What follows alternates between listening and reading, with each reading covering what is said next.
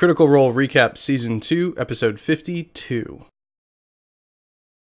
So last week we ended with the Mighty Nein having made their way completely through the tunnel and arriving on the opposite side, now in the region of Xhorhas, and they stumbled upon some bugbears that were attacked by a giant rock, and then they made friends with the only surviving bugbear, went on their way to the City of Beasts with him. They made camp right outside the city, and that's where we picked up this week, where they woke up in the morning and basically just kind of strolled into the city.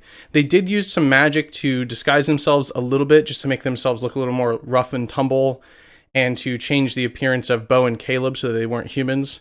However, during their time in the city, they did see some humans, though the humans looked really worse for wear, and most all of the citizens of the city seemed pretty rough. As they were walking through town, trying to find somewhere that they could hire some horses or some sort of mount that they could ride, they saw a giant minotaur who he was described as being a little bit taller than Caduceus, but a lot broader.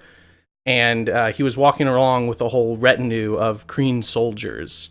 And they kind of just, made their way, continued on their way, and avoided him. However, he apparently took notice of the group because they're kind of an odd-looking group for this city. It's a whole group of people, and none of which are actually beasts.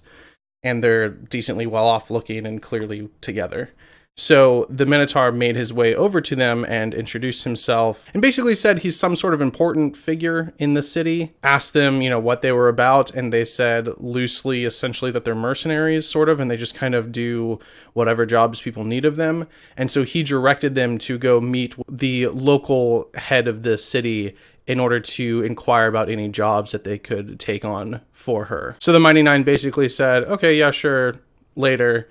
And then they ended up finding their way to a goblin-run place called Zorth's Pits for raising, I think they were called moor beasts or moor prowlers or something like that.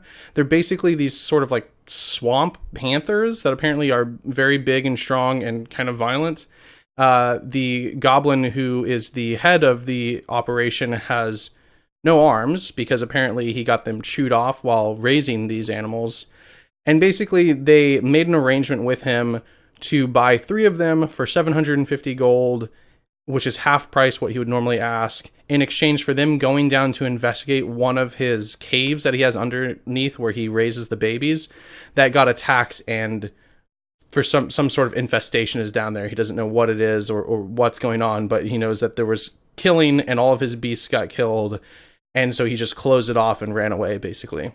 So they make their way down there, and that's where we have our first and only bout of combat for this episode. They end up fighting against a couple swarms of rats, and there are eventually, by the end of the combat, 3 abyssal dog cat things from the abyss. Kind of mixture of dog and cat, and they also have a tail with a poisoned hook on the end, kind of like a scorpion stinger that causes poison and paralysis. The fight went really easily at first, but then 2 more showed up, and it got a little hairy at the end. Especially Yasha got paralyzed, and then attacked immediately afterwards. And being paralyzed causes auto crits, so she got crit for 54 damage in one hit. However, luckily she was raging, so that damage was cut in half, so she didn't quite go down, and no one else went down during the combat. They did manage to kill 2 of these abyssal cat dog things, and also, of course, both of the rat swarms, and the 3rd one they successfully banished into the abyssal realm forever. And then they found this little rift when they were investigating the cave, and it's basically a portal to the abyssal realm,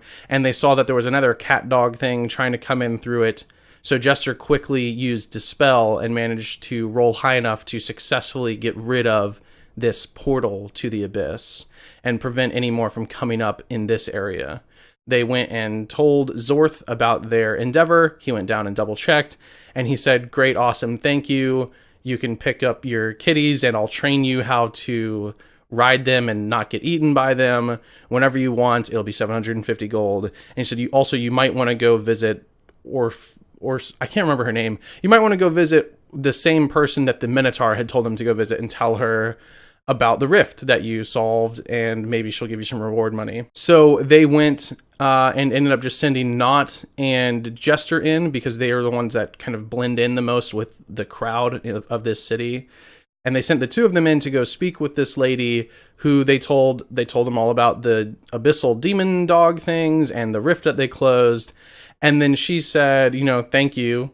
Didn't offer a reward, but said that she would pay 5,000 gold if they would track down and bring in alive a Imperial spy, or 3,000 for a dead Imperial spy and proof that that person was the spy, and then also offered them a job that they would get 10,000 gold for, which was solving this abyssal issue, because apparently it's cropping up all over town and people are having nightmares and there's a bunch of shit going on, and the thought is that it has more to do with just in that one rift and that there are other rifts, and so they kind of need to track it down and figure out the root cause of it and stop it, and they could get 10,000 gold for that. So after that meeting, the group met up and basically just went to sleep and started to kind of mull over what the next plan of action is.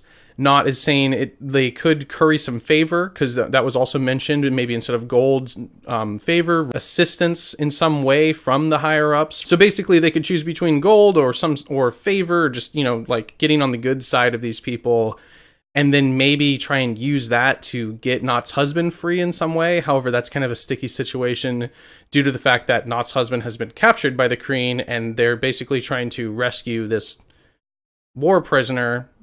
So that would look weird as far as what their intention is. And then also, obviously, they have no idea how long it would take for them to accomplish these tasks that were set before them.